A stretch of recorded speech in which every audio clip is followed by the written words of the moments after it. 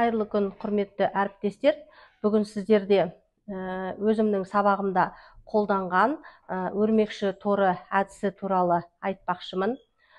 Бұл әдісті мен тарих сабағында үй тапсырмасын сұрау кезеңінде қолдандым.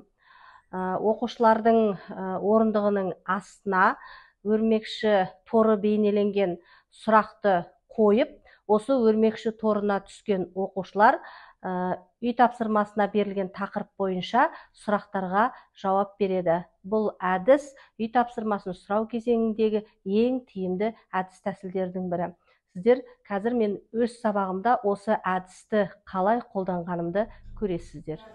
Біздің осы сыныпта отырған оқушылар өрмекшінің торына түсіп қалған екен. Үй тапсырмасын сұрау мақсатында сол өрмекшінің торына түсіп қалған оқушылар қазір сұрақтарға жауап береді. Балалар, қараңдар, сіздердің орындықтарда жаңағы сұрақтар тұр. Орындықтың астында тұр балалар.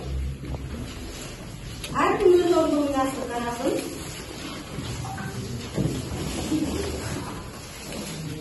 Кімде бар? Жақсы. Бар неге балалар? Жақсы. Ал енді кімден бастаймыз? Кім дайын? Өрмекшінің торына түскен балалар бар неге? Өрмекшінің торына түскен оқушы.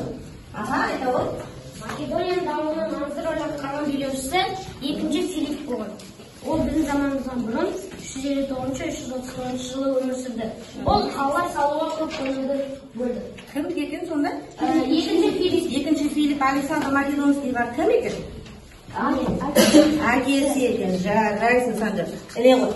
Тағы кім дайын? Айта ғой.